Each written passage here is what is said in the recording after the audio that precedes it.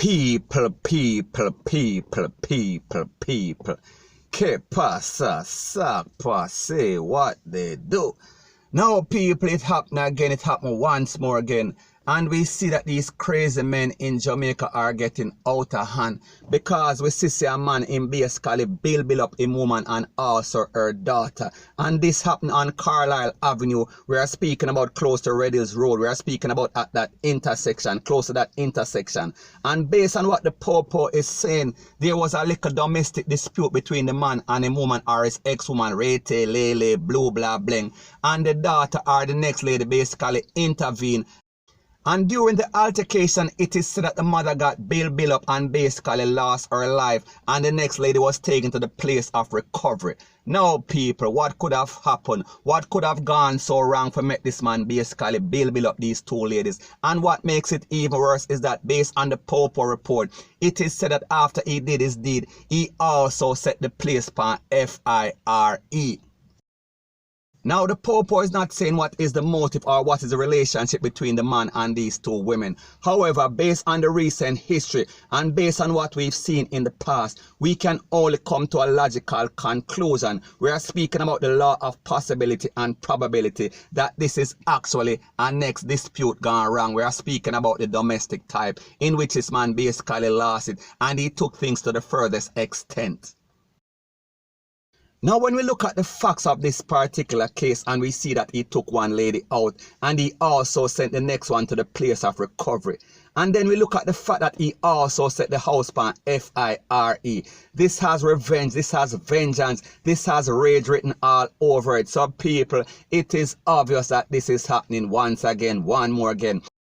Now, people, the moral of the story is this. We see that this disturbing trend continues. And people, this is a warning to men and especially to women. People, the times have changed and you have to change with the time. So therefore, you cannot be in any sorts of relationship with any sorts of madmen, point blank and period. And when I speak about madmen, we are speaking about some men that are deranged. We are speaking about some loose cannon. We are speaking about some insecure and jealous person with anger management problem or deficiencies. So therefore, if you're in a relationship that resembles anything like this, we are speaking about some madmen in clean clothes. So therefore, you cannot be in a relationship and take any sort of abuse because of monetary reasons, because of shelter, because of food, because people, that is a formula, that is a recipe for destruction. And when I speak about destruction, we are speaking about the worst case scenario. We are speaking about it might lead to your eventual DEATH, point blank and period. So women and men to the lesser extent, if you are looking for love and affection, you won't find it in the arms of a lunatic. If you are looking for love and affection, the worst place for you to look is in the arms of an abuser because it will definitely backfire and sooner or later you won't get a second chance. So basically what I am saying is that as soon as you start to see the red flags, I am speaking about the signs of anger. I am speaking about verbal and physical abuse, the cuss and the lick. People, don't wait until it gets physical because it usually gets worse instead of getting better. So therefore, the point that I am trying to make is that get the hell out, point blank and period. And people, don't get it twisted, don't get it misconstrued. There is no justification for any sorts of abuse. I am speaking about physical or mental. I am speaking about verbal. However, you have some women that are out there that are deliberately taking these men money, deliberately fooling these men. And people like me say, you cannot be in any relationship for a monetary reason, just for food and shelter, and you know that you don't love this person.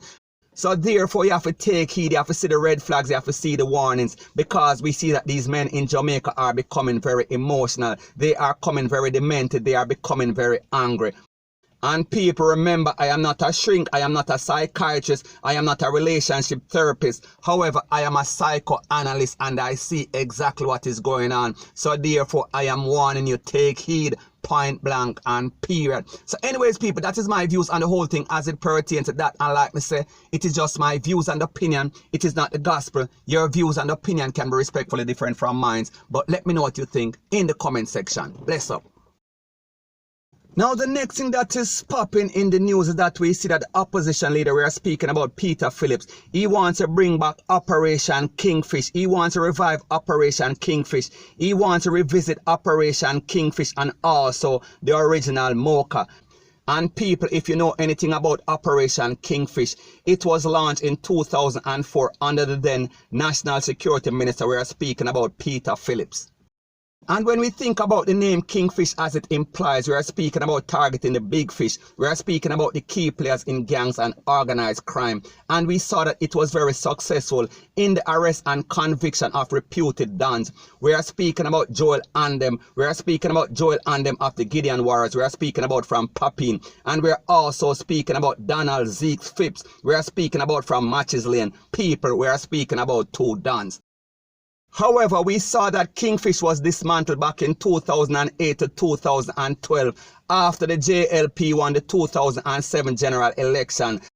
So people, the moral of the story is this. We see that the JLP under the leadership of Andrew Holness, they want to bring in the state of emergency. However, it seems like the PNP, which wants to win the next general election, they want to bring back the old school. They want to bring back the retro. We are speaking about Kingfish. People, let me know what you think in the comment section. Who do you think have the better crime strategy? People, let me know what you think. So anyways, people, that is my views on the whole thing as it pertains to that. And like me say, it is just my views and opinion. It is not the gospel. Your views and opinion can be respectfully different from mine. But let me know what you think in the comment section. Bless up.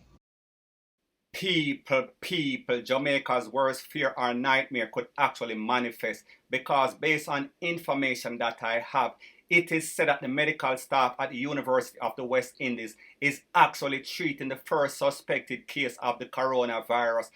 So people, the point that I am trying to make is that if this is an actual case of the real coronavirus and it is not just a suspected case, people, we are in big problem. We are having mucho problema because if Jamaica could not handle the Chick V, then how are they going to handle a more serious and more dangerous virus? So people, the moral of the story is this. It seems like the government of Jamaica underestimated this virus, and it seems as if they were downplaying their inadequacies and the fact that their border is porous. Because people, the truth and the fact is that if we look at cases as it pertains to China, we see that China is actually quarantining all the people that are in that area, in that vicinity that that virus is said to be at. So my question is this: why is the government of Jamaica and specifically Border Patrol and Immigration, why are they letting in persons from those areas when them know that this is a very serious thing?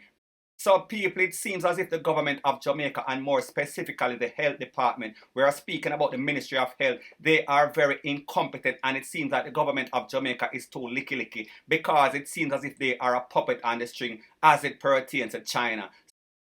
And based on the information that is out there, it is said that the accident and emergency ward at the University of the West Indies is under quarantine. And this person, who is a female, she is also under quarantine. And it is said that she went to China on business or to visit some family. And she returned back to Jamaica on the 12th of January 2020. And she is just seeing the symptoms.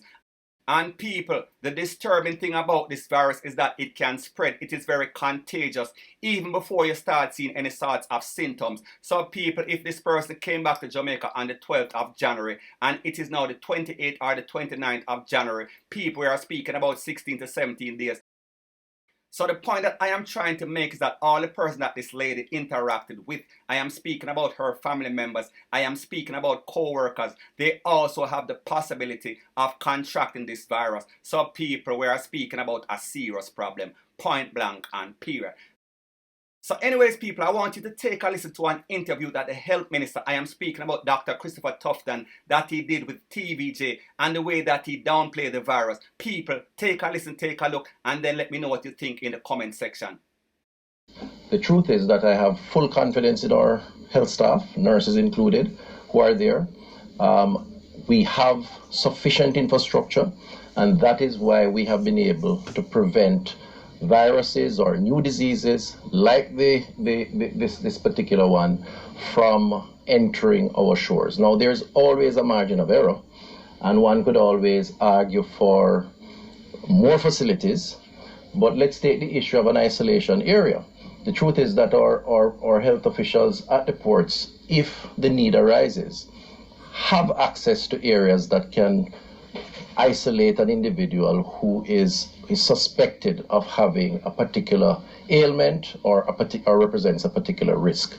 Beyond that, there is logistic support to move persons from the port to a medical facility where we have those in place. But again, I say, in situations like this, we have to be careful that we do not create an impression that we are laid bare and exposed, because we would be doing ourselves a disservice. Our nurses have worked very hard, and yes, they do come under stress, and as a government we want to work with them, which is why we have done a number of things to support. I think it's important for the Jamaican people to understand that we all have a role to play, which is why public education is key, but the government is taking this issue very seriously.